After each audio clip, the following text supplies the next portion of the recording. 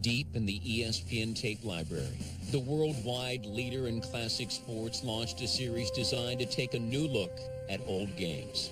They called it Cheap Seats with Ron Parker. Parker, an anchor with attitude, was helped thanklessly by tape librarians Randy and Jason. The show was slated to go all the way. But moments into the first show, tragedy struck. With Ron on the DL, somebody needed to step up, like Gehrig for Pip or Brady for Bledsoe. Sitting 2 and 3 on the hosting depth chart, that someone was Randy and Jason. That is their story. And this is Cheap Seats without Ron Parker.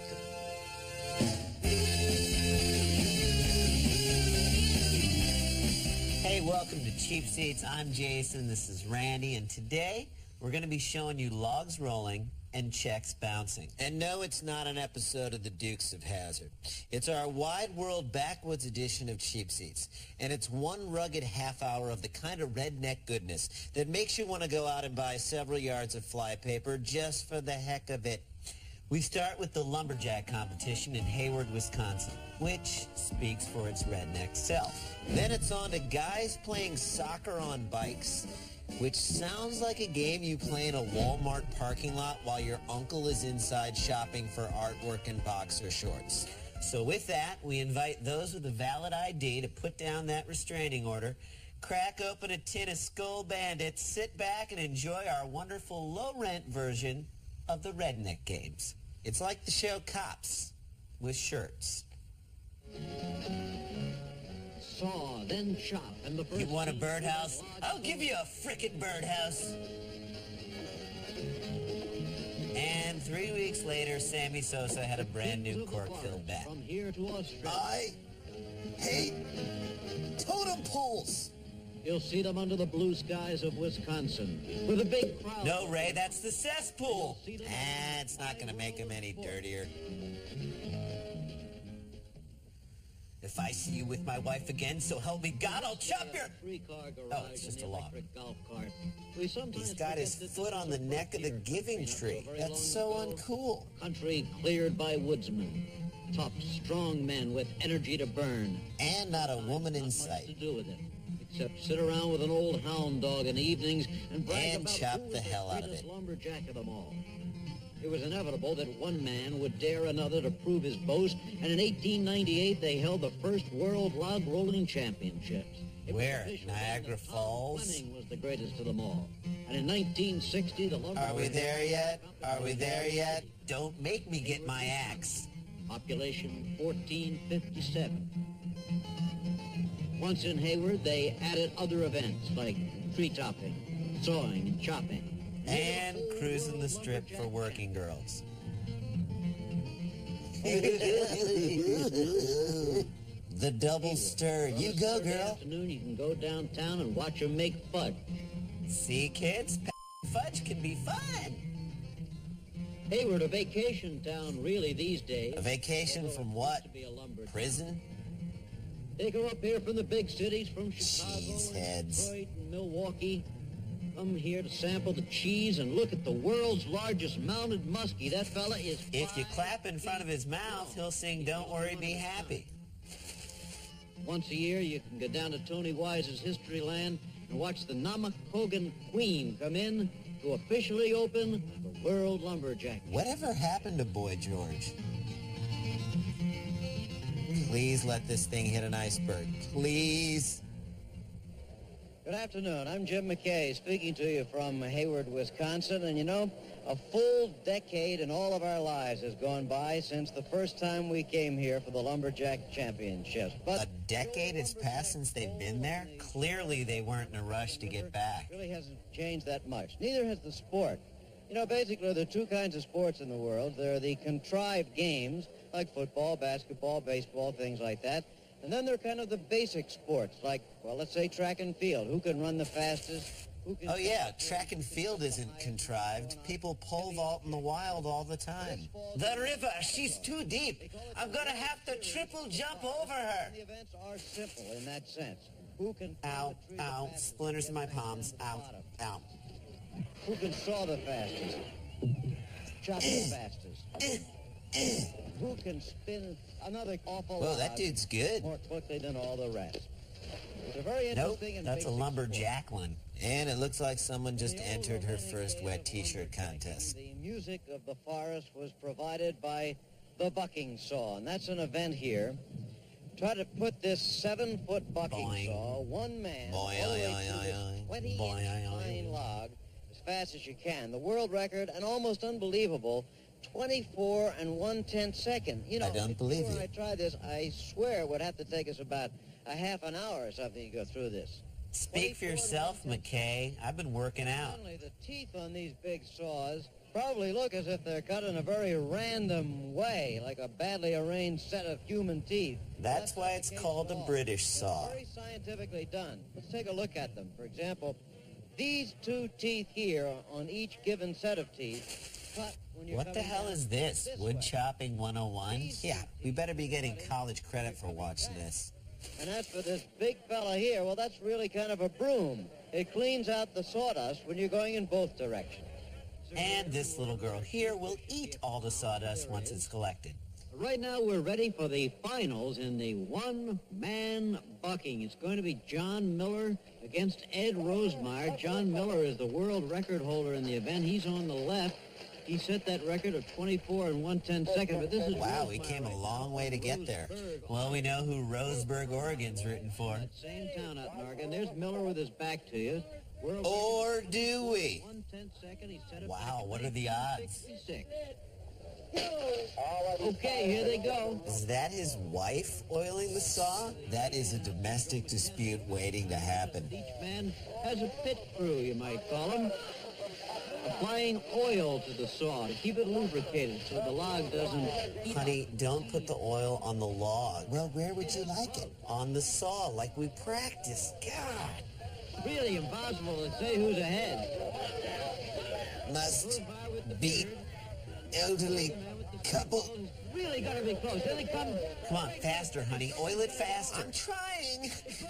Way to go. Could you have oiled it any slower? Stroke of the blade. Ed Rosemeyer Nice, you smoked an old is the dude. winner over the world record holder, John Miller. They're Thank both you from for the helping same me win. hometown, No Roseburg, problem. Oregon. Well, And he'll I'm win out of the here. And by here, I mean this marriage. The winner, the time 30 and 1/10. That's well off the world mark. Now, who's going to saw those sideburns? Now, as you might imagine, some pretty solid battle lines were drawn in Roseburg, Oregon that day. And it soon became a town divided, chopped in half by hate and loyalty. These people had an axe to grind with themselves. And that's why Roseburg, Oregon is the subject of our cheap profile of the week. White Sox and Cubs. Lakers and Clippers. When a town shares two teams, its citizens have to choose sides. And sometimes it gets pretty ugly. But never did it get uglier than here in Roseburg, Oregon, when Roseburgites had to choose between its two native lumberjack sons, Miller and Rosemeyer. My daddy was for Rosemeyer. My granddaddy was for Rosemeyer. The name of the town is Roseburg, Burg of the Rose. How can you not be for Rosemeyer? Well, I've heard the Burg of Rose argument. Don't make sense. If the town was called Rosemeyerburg, that would make sense. But it ain't. Just ain't. The Millers helped discover Roseburg. They were some of the first people here. They actually built the very first of 17 chocolate factories in town. Before the feud, Roseburg was a virtual paradise.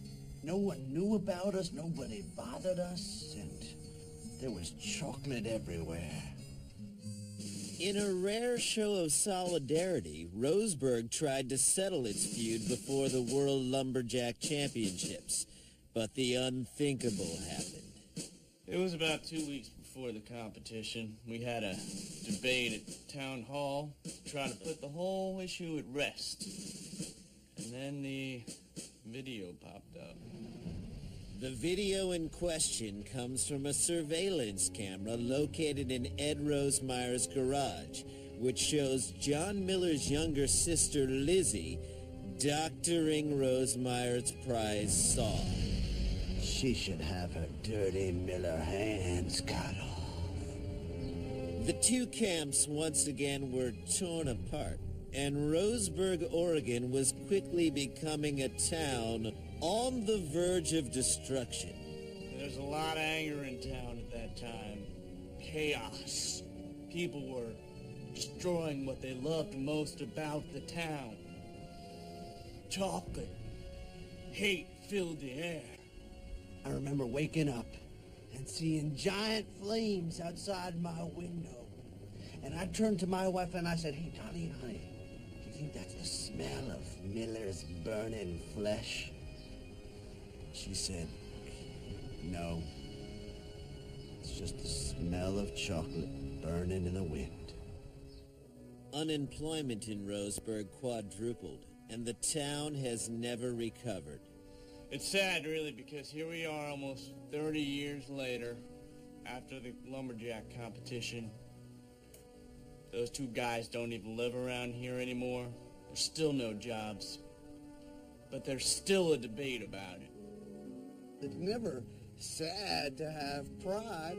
Rosemeyer may have left town years ago, but that doesn't mean I will ever stop thinking about his gorgeous body and athletic skill. No, he's a great man. And all the chocolate and the...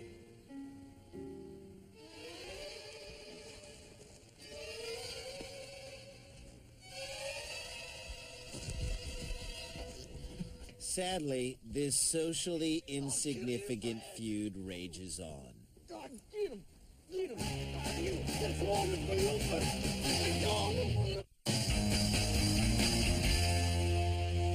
Welcome back to Cheap Seats. We are watching another installment of ABC's award-winning Wide World of Sports. What award is that? The Latin Grammys. The first Hayward, Wisconsin lumberjack competition took place in 1959. Only 35 tickets were sold for the first day's performance. Now, over 12,000 people come every year. Man, we'd kill for that size audience. Yeah, 35 people would be sweet. Let's get back to the wood. Silhouetted against the blue sky of northern Wisconsin, you're looking at the top of a cedar log. And it's the world's largest stripper poles. We've got John Miller on the main stage and Rosemeyer on the bar. Speed climbing. The object, very simple, as all of these events are. Because simple is simply the only thing these simple-minded simpletons understand, right? All right. Now, which one's number one and which one's number two? But mostly, it is this small spike. We will call it Mookie. Spike that helps him to scale the pole, and then perhaps even more important, snubs him as he almost free falls to the bottom of it. It's a tremendously exciting event, really. Really? Speed climbing. Right, Jesus? In the final this year, we're going to have Armand Didier against Leslie Stewart. This is Armand Didier. Clint's from brother. Columbia, Canada. One of the very best in this field, but so is Leslie Stewart, another Canadian. Canadians are very strong in this sport, have been for some years now. Come on, that's the kind of talk that got Jimmy the Greek fired. In the free fall aspect of this, when they're on their way down, it's important to remember that the rules state you can only free fall 15 feet at a time, no more than that. It's kind of a safety measure. Without the safety part. Right now. That's Stewart in the green shirt nearest to you. Didier It's on Cable the Guy Boot Camp. They said they'd make it up to the top between 2 and 6 p.m. He missed the bell. He missed it again. Stewart's got the lead. But here comes Didier. Look at him come down that pole. Looked like he missed the bell too. That can't be good for the knees. On the far pole number 2, Armand Didier is Cheeseheads. the speed climbing event. And yet, he's still unemployed and single? Missed the bell 3 times. All right, fast forward. Okay, all right. The place very securely, very tightly. Could be dangerous otherwise. And there is Arden Koger of Webster. Well, first we'll suck out the fat from here. Then we'll take it in a few inches here, and then we'll increase you a full cup size here. Where you want those first cuts to go. His opponent... No, dude, you're supposed to draw on the log. New Zealander, now from British Columbia, Canada. By the power of Grayskull! Whew, that tired me out. To Arden here a little bit earlier. Talk to him about the technique of his event. How does this work? What's the technique of this event? Well, pretty much you take the axe and then you hit the log. Duh. First thing, you put two blows up, you see, one on this side right over here, and one here, and then one here and one there. Talk about being overdressed. You're an axe chopper. Put some freaking jeans on. Roll out, you see. Yeah, that's the first four cuts. You did two down here? Two down here, one over here. How are they still talking about this? It's simple. Well, that was Arden a couple of minutes ago. Here he is right now, nearest to you in the red shirt, ready to go against Brian Herlihy of Must British Columbia, keep Canada. chopping. Record, remember, Must 19 and 9 silence seconds. lambs. For a 14-inch log, that is incredible time. Herlihy may be a little bit ahead. I wonder what they're thinking about when they're chopping those logs. Oh. Okay. Peter, yeah, he's got away just a bit. Well, they've already passed that world record time, so it's going to be nowhere near that. Going for the world title of the Lumberjacks in this event. Standing chop. Whoa, dude, that guy fell down as soon as that other log went down. All right, go back. Go back. That's a voodoo log. Voodoo log! Arden is the winner. Herlihy left, lost his balance, and fell down. A man from West Virginia. Whom I Here, kid, catch. Thanks, Mean Joe. Okay, let's go back to that interview with McKay and the lumberjack who was explaining how to chop a log. That explanation took so long, we couldn't help but show it to you again in a cheap reenactment. Cheap seats, cheap reenactment. So tell me how this thing works. Well, Jim, it's as easy as it is simple. First things first, you got to mark your log. Then you chop it. No. Then you pick up your axe. Then you chop it. No. Then you bring it back real high with a good grip. Then you chop it. No. Then you bring it forward, bring it back, and then two chops at top, two chops at bottom. Then it falls over. No. Then you move around the other side. Two chops at top, two chops at bottom. Then it falls over. Not if you do it.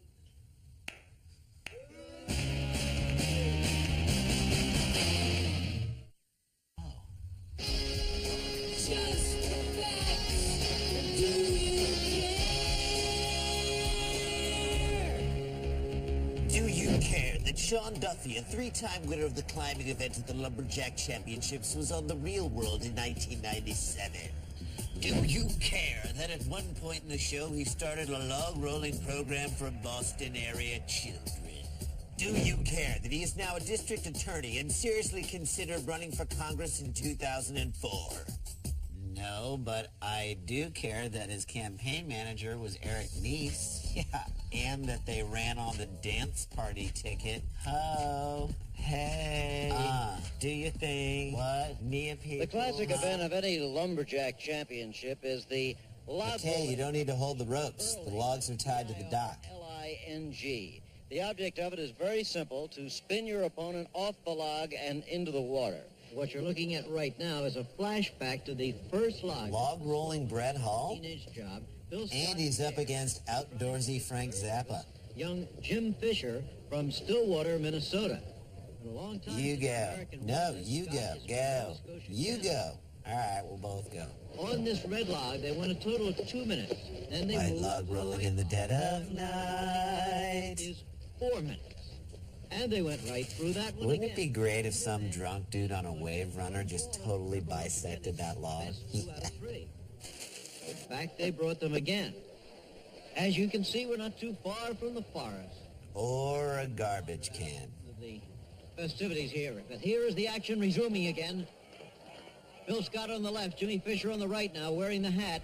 A Jimmy hat. Final fall for the World Log Rolling Championship, an event that is actually supervised by the International Log Rolling Association. Look out! And it's Bill Scott down! Oh, Fisher with the upset. He was the loser. A tremendous upset. Young Jimmy Fisher, just out of the service. Did you Young? What service did he return from? The Confederate Army? Jim Fisher. Here, let me give you a hand there, buddy. Whoa, okay, that's a little too much. By Phil Scott, first of all. And the title returns to the United States for the first time in 19 years. USA, USA, USA. Wow, what a win for the Americans. Huge. I guess you could say Uncle Sam's got log rolling in his genes. So, what, are you saying that log rolling is innate? Because I think it's an acquired talent. Well, then you're an idiot. Well, I don't think so. Well, I think I know a couple of guys who can help us settle an even deeper log rolling debate.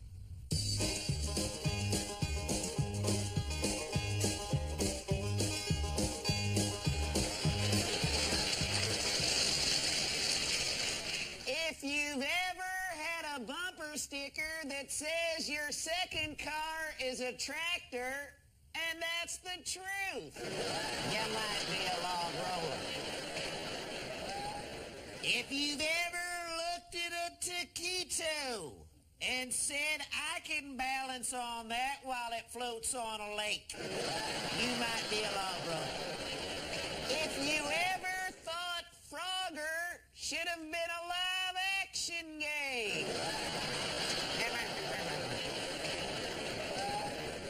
if you've ever accidentally ordered flan because you thought it would taste like flannel.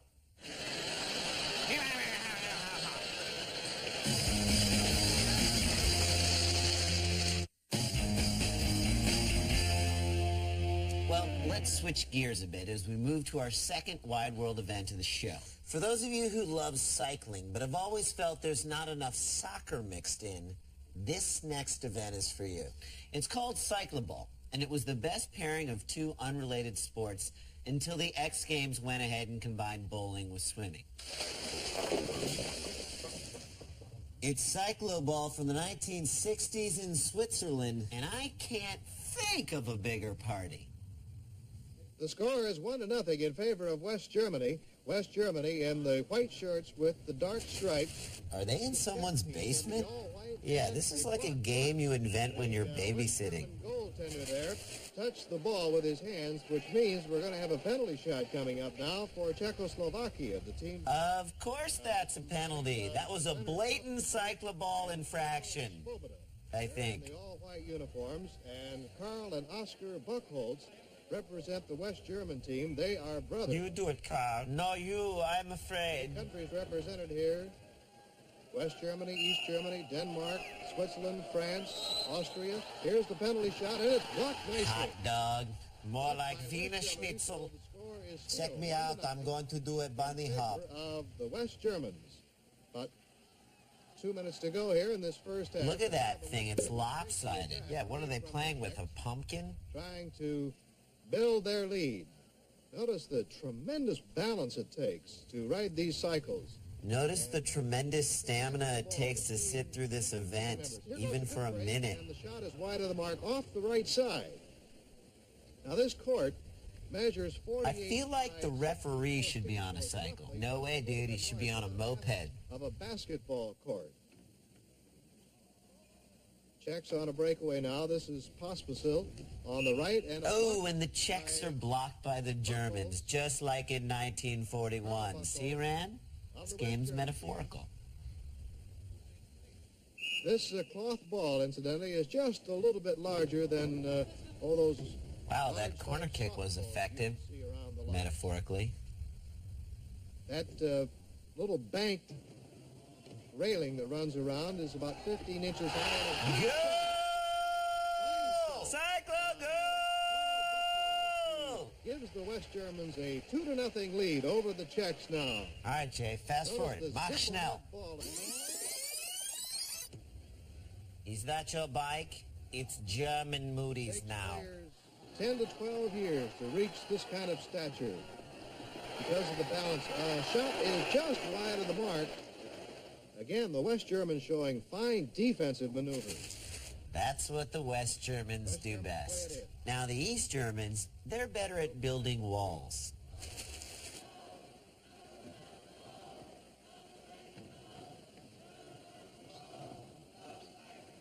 Well, this highly spirited crowd here wanting the Czechs to come back. The Swiss crowd seems kind of neutral.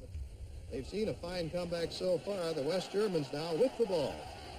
I get nervous when the Germans go on the attack. I feel like they want more than just cyclo goals. What a play by Pospisil of Czechoslovakia, and it is All now right, due to time constraints, we're going to have to fast forward to the final seconds. This is it for all the cyclo marbles. Czechs are down 5-4. They got a penalty shot with 7 seconds left. Let's see if bike-riding Václav Havel can put the biscuit in the cyclo basket.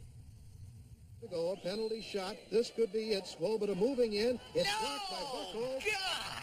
And No! the ball in play. No, it's all Why'd over. they quit? They had 4 more seconds left.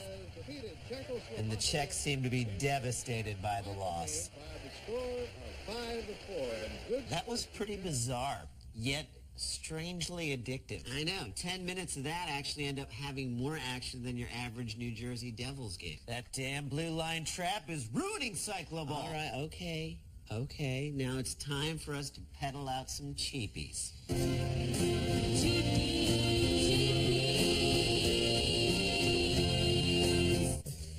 Cheapie for most magical moment, I'm going to say the near Czech comeback. I'm going to say the terrifying voodoo chop. That's black magic, people. And cheapie for least valuable Oiler, that's got to be Miller's wife. She really dropped the ball on that one. I say Cody Carlson. Dude, he wasn't even in the show. Yeah, but how bad was he back in the early 90s? True, true. Actually, I'd like to change my vote. You can do that. All right, that's all the time we have for on this episode. We hope you enjoyed the show, and remember, if the sport involves chopping wood or beating the Germans, we'll be there to make fun of it from the cheap seats. For Jason, I'm Randy. Thanks for watching. See you next time.